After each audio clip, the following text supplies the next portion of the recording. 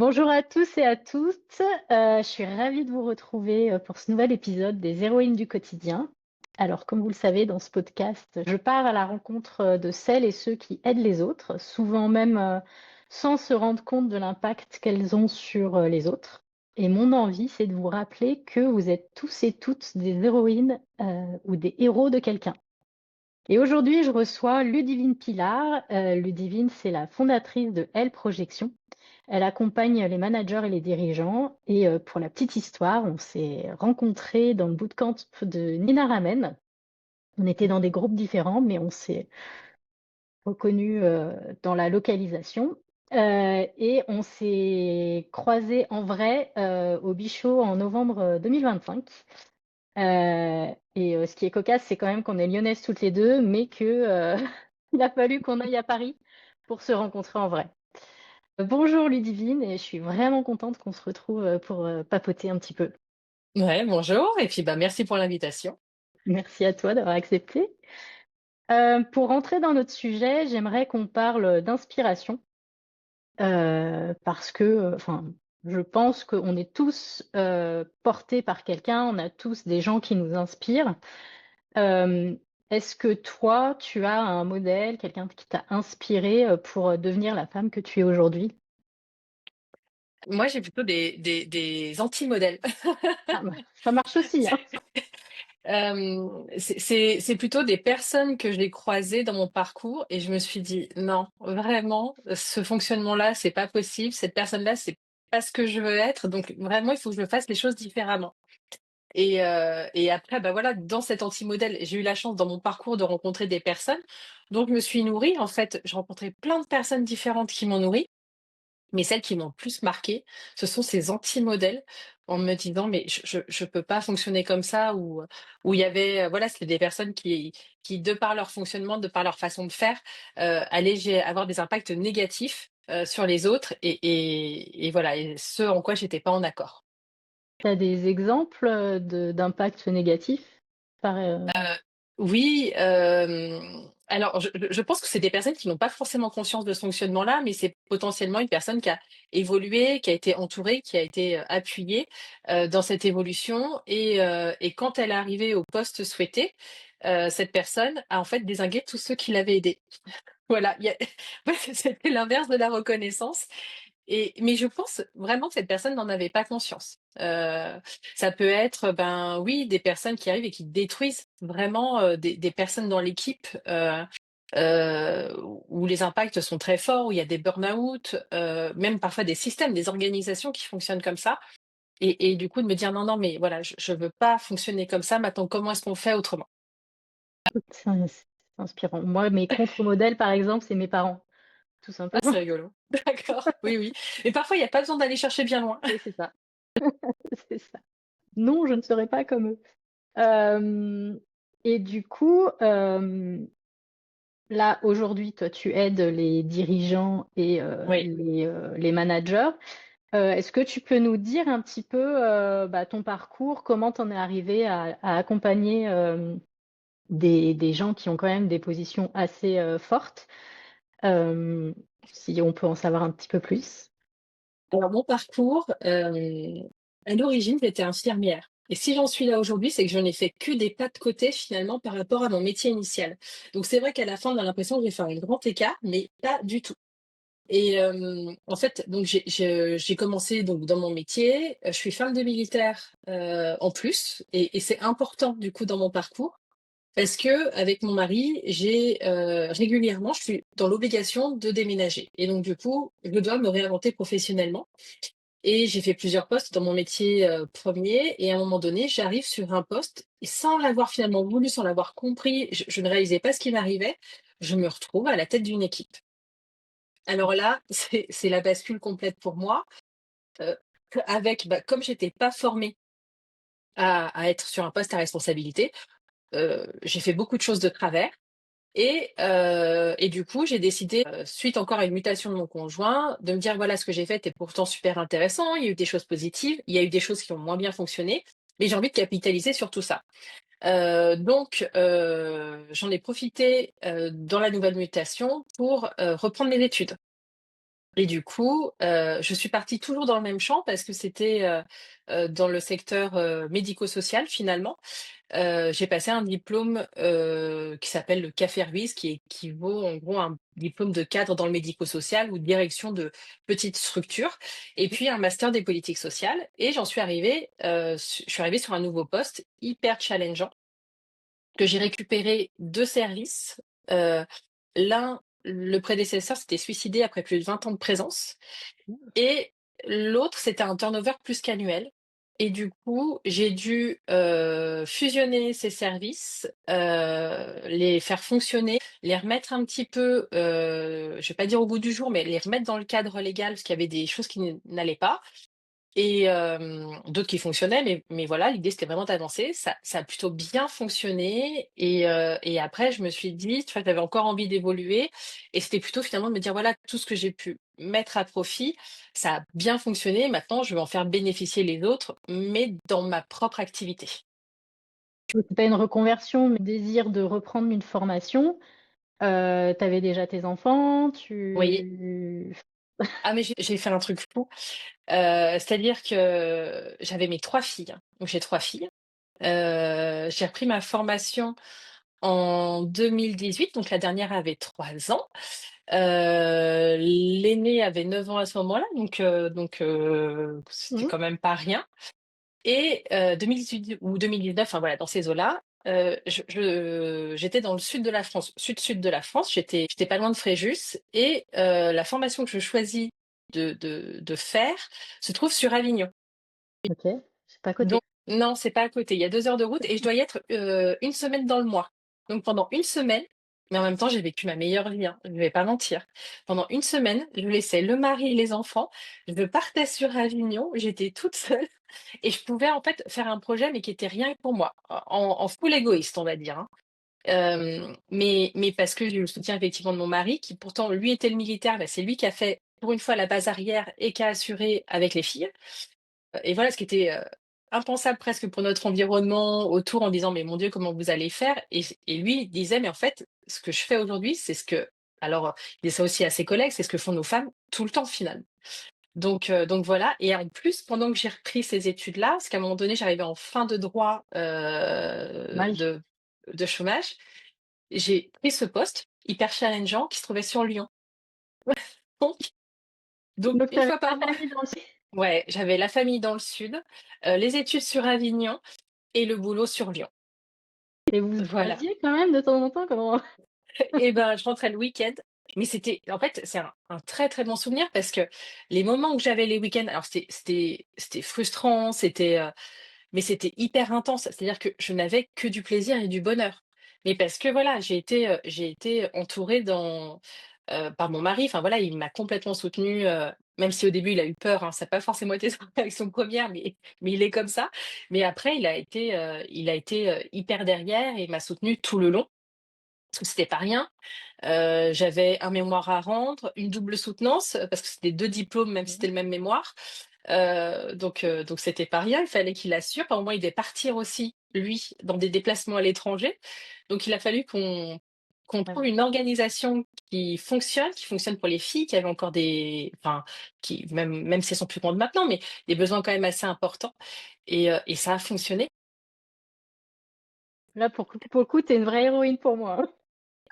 Mais en fait, moi, les gens me disent: «Mais comment tu fais?» mais j'ai peur. Enfin, tu vois, quand je me lance dans des trucs comme ça, j'ai hyper peur, mais en même temps, qu'est-ce que je risque? C'est-à-dire qu'au pire, je Mmh. me plante et ben, c'est pas grave, je reviens en arrière. Par contre, oui, ça a été challengeant, ça a été fatigant, mais j'avais du soutien. Alors Mmh. c'est vrai que sans soutien, je serais peut-être pas partie comme ça, mais Ouais. mais Après, voilà, tu moi, aurais pas eu finalement, c'était l'idée non plus sans soutien, tu aurais même pas pu, le faire, enfin l'envisager non plus, j'imagine?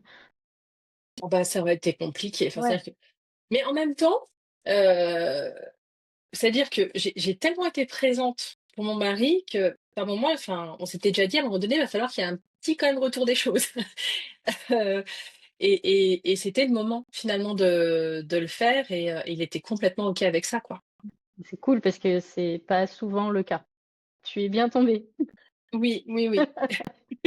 Oui, oui, j'en ai bien conscience. Et du coup, est-ce que bah, pendant cette période ou même à un autre moment, est-ce que tu as eu des moments de flou où tu savais plus exactement quelle place occuper ou bah, tu étais perdu, quoi? Ah, mais ça arrive tellement souvent. Mais en fait, il y a plein de moments et je pense que, c'est plutôt même dans cette période entrepreneuriale où je trouve que c'est le plus fort parce que, heu, pour autant avant qu'on bah, soit quand on est salarié, soit on a plein de filets de sécurité, mine de rien. On a le filet de sécurité, ben, voilà, je suis perdue, je sais pas où est-ce que je dois avancer, j'ai peut-être un doute dans mon travail, est-ce que je vais réussir à trouver un poste? Est-ce que je vais être à la hauteur? Mais pour autant, on a tous ces filets de sécurité, j'ai envie de dire financiers. Et là, dans l'entrepreneuriat, je me suis lancée dans une aventure nouvelle, mais j'avais bien conscience du challenge, j'avais bien conscience de, je paye ma liberté, mais j'ai conscience du coût de cette liberté et voilà et par moments, oui, je vais être perdue, mais complètement, je vais me dire: «Mais là, qu'est-ce que je fais?» Et c'est des moments où je vais à la limite plutôt, tu vois, prendre un petit peu de recul ou me dire: «Là, j'ai besoin d'être accompagnée sur un point précis, donc il faut que je le fasse». Enfin, c'est de dire, je suis la première à dire: «Faut savoir demander de l'aide», donc je me l'applique à moi-même. Ça, c'est, je dirais, ma grande force aujourd'hui. J'ai pas toujours été comme ça, mais à chaque fois maintenant, ce qui me «sauve» entre guillemets, c'est de savoir dire: «OK, là, stop, j'ai besoin de quelqu'un». Ok. Et tu peux nous dire un peu plus ce que tu fais avec les dirigeants et les managers, parce que j'ai dit que tu les accompagnais, mais j'ai pas forcément développé. Oui, alors à l'heure actuelle, je suis plus sur les dirigeants et l'idée, c'est de les aider à se structurer.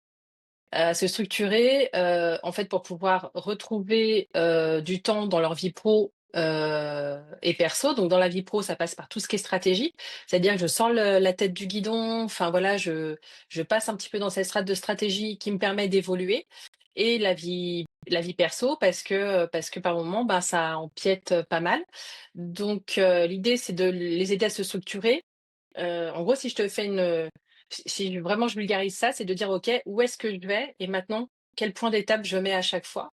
Comment est-ce que je m'organise dans mon temps? Comment est-ce que je délègue? Et ensuite, comment est-ce que je pilote tout ça pour voir où est-ce que sont les voyants rouges, là où est-ce que je dois m'inquiéter, là me dire la zone est verte, c'est safe et je peux continuer comme ça». Enfin, il y a toute cette roadmap quoi qui est faite et ça passe en même temps, quand il y a une équipe par, bah, qu'est-ce que je délègue à qui?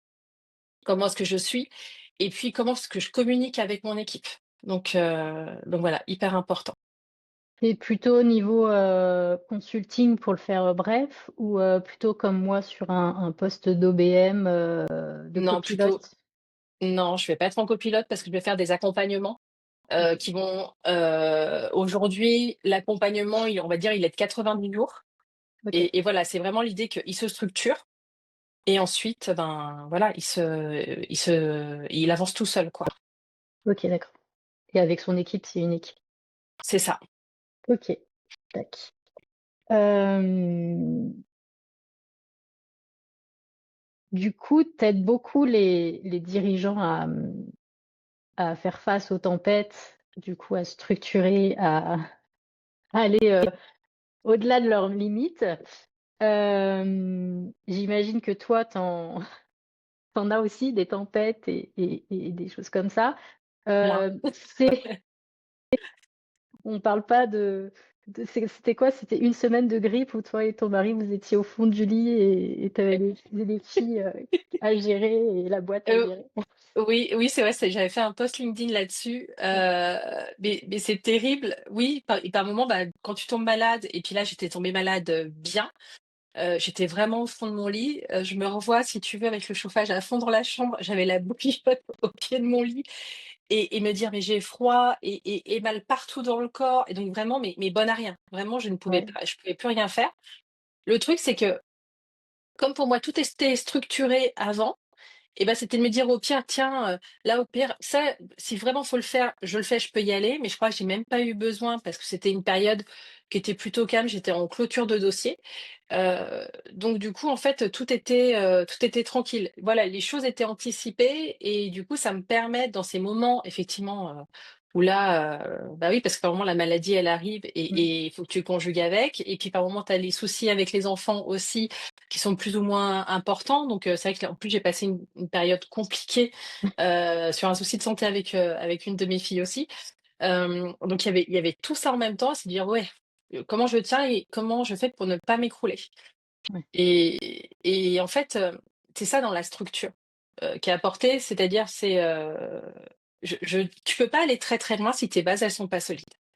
À un moment donné, sinon, bah, OK, tu vas peut-être commencer à avancer très, très vite, mais pour autant, c'est un château de cartes et tout s'effondre. Alors que si tu mets vraiment des bases qui sont très solides, mais repartir sur du basico-basique, enfin, toi, quand je te dis: «Où est-ce que je vais?» bah, c'est hyper important de le savoir parce que, si tu décides d'aller au pôle Nord et si tu décides d'aller en Afrique et ben, du coup, ton chemin, il sera pas du tout le même, ton équipement, il sera pas du tout le même. Donc en fait, dans ta boîte, c'est pareil. Si selon le chemin que tu prends et ben, du coup, en gros, c'est, quels objectifs, quelle stratégie je vais mettre derrière, quels vont être mes objectifs opérationnels, quelles sont les actions que je vais mettre en place et comment je vais évaluer tout ça et l'impact de ce que j'ai mis en place. Donc voilà et si tu as toute cette base et bah, pour le moment, tu peux te dire: «Bah, tiens, OK, là-dedans, soit cette action elle est pas nécessaire, soit je peux la reporter et du coup, ça sera, sans conséquence ou quasiment aucune conséquence potentiellement que je peux reprendre plus tard, quoi». OK. Et est-ce que, il y a des choses que tu fais dans ton quotidien, que personne ne voit, mais dont tu es fière? Dans mon quoti en fait, je te dirais entreprendre de manière générale, où je trouve que c'est tellement difficile.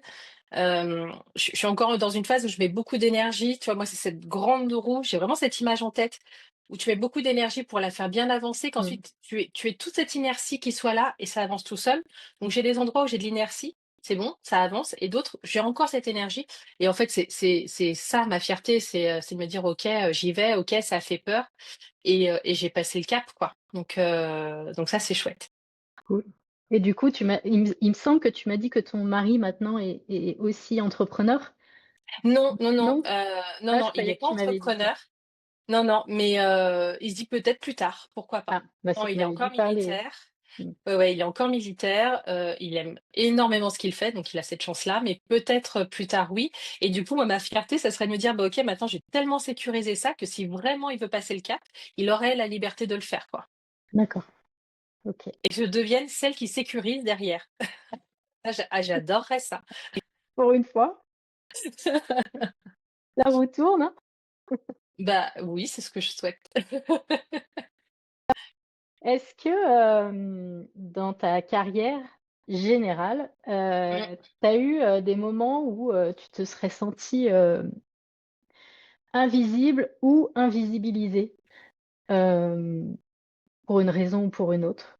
Oui, mais en fait, c'est plutôt par l'attitude de personnes, voulant justement écraser, en disant: «Non mais ça c'est rien» ou en s'appropriant des idées ou en disant: «Non mais en gros, moi je suis à ce poste-là», presque en gonflant le torse, enfin avec beaucoup d'ego et vraiment en rabaissant tout le monde autour sur des choses comme ça, oui, oui, oui. Mais finalement c'est ça, c'est le regard des autres et c'est après quel pouvoir on leur donne. Mmh, Finalement, dans ce regard-là. Donc, à l'époque, je donnais beaucoup de pouvoir dans ce regard-là. Aujourd'hui, c'est quelque chose qui a plus d'importance pour moi. Enfin voilà, c'est, le regard que je vais sélectionner, il va être ailleurs. d'accord. Et est-ce que, quand tu finis une mission ou même, après, tu as des retours de tes clients qui te disent, bah, que tu as changé leur vie ou que tu as changé, voilà, que tu les as vraiment impactés?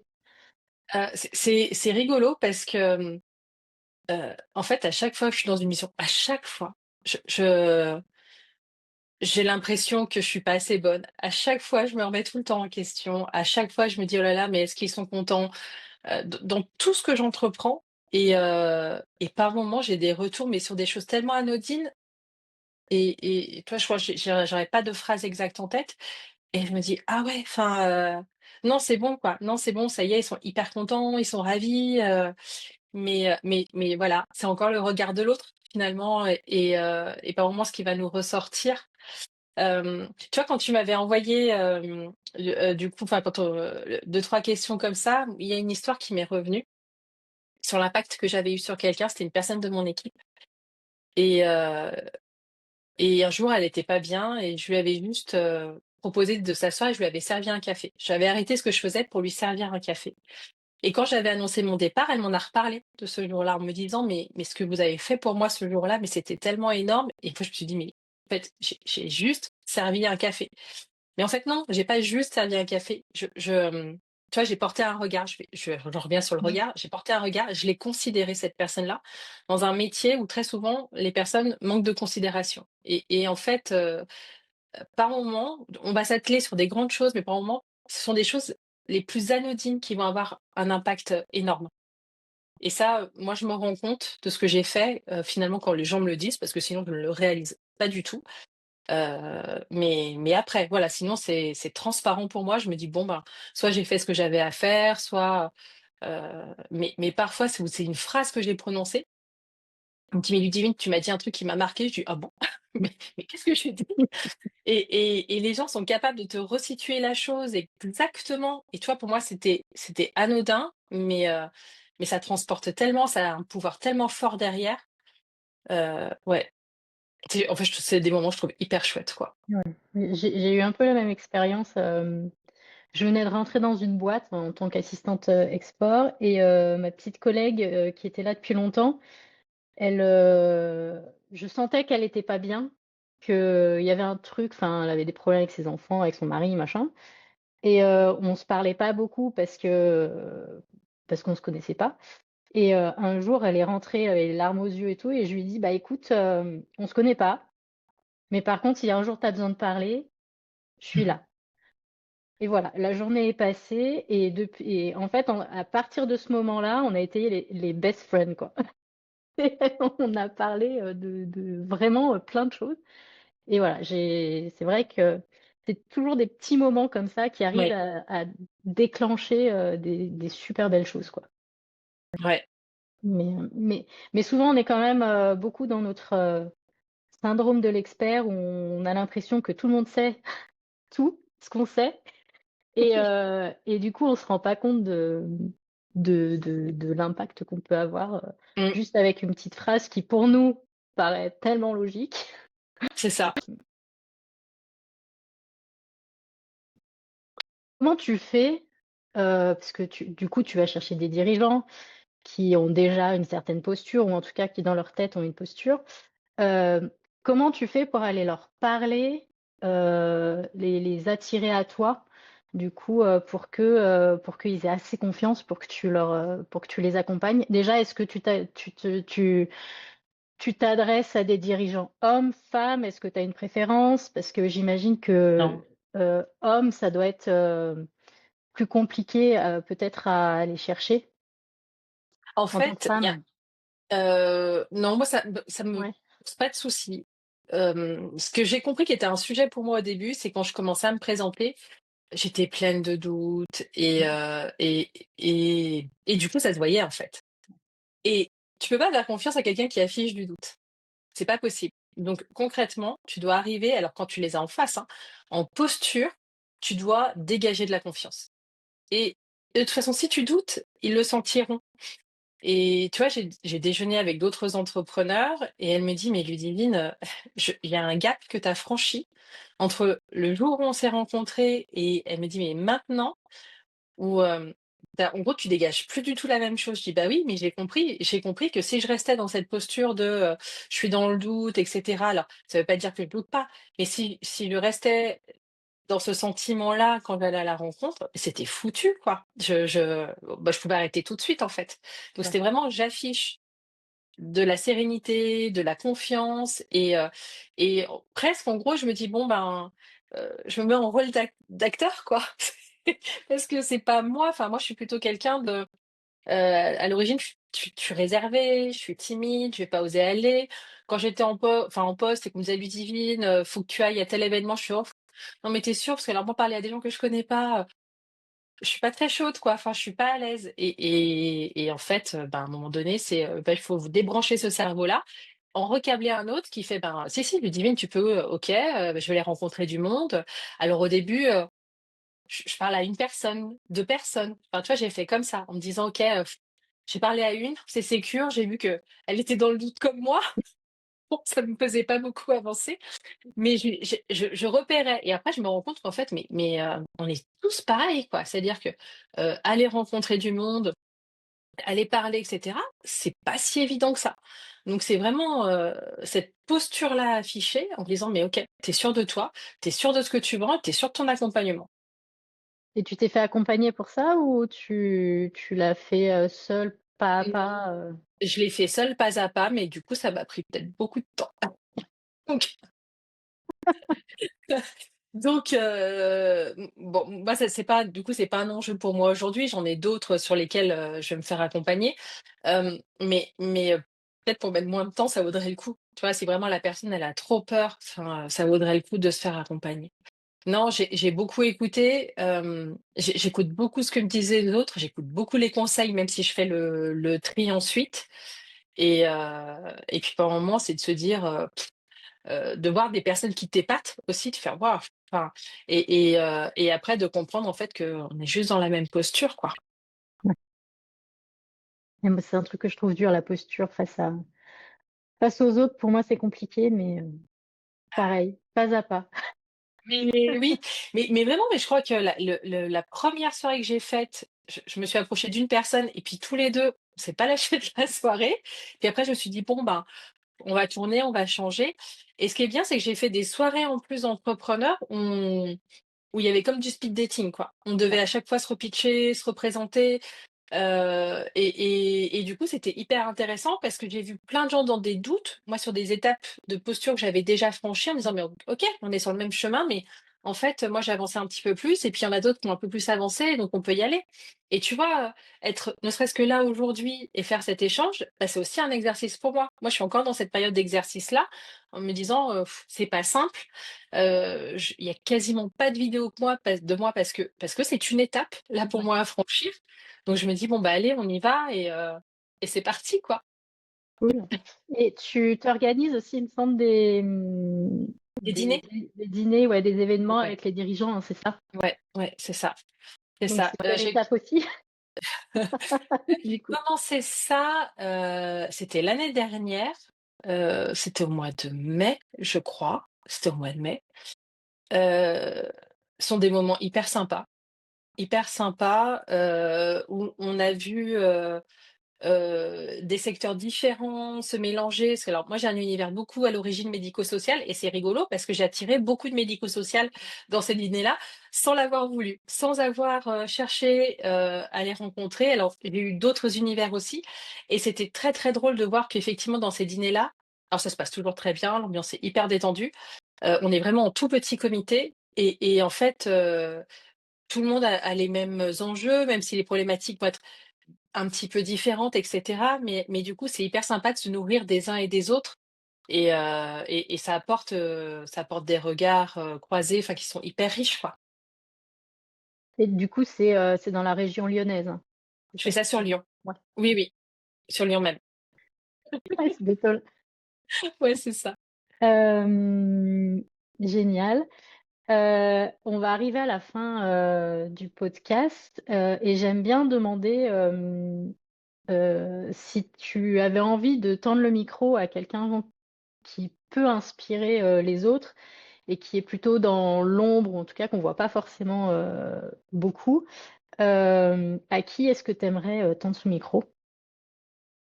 Heu, Moi, il y a une autre entrepreneuse que j'aime beaucoup, qui est une amie, que j'ai connue avant, enfin, on s'est connus en dehors du parcours entrepreneurial, c'est Pauline Germain.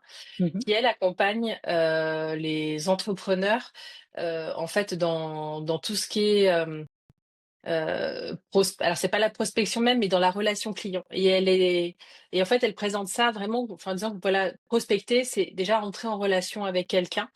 C'est une personne avec, on est très différentes, mais du coup, plutôt complémentaires. C'est-à-dire que voilà, moi je suis très structure, j'aime bien les chiffres, j'aime bien les tableaux et cetera et elle, elle est vraiment plutôt dans le lien avec la personne, dans l'émotionnel, enfin, voilà.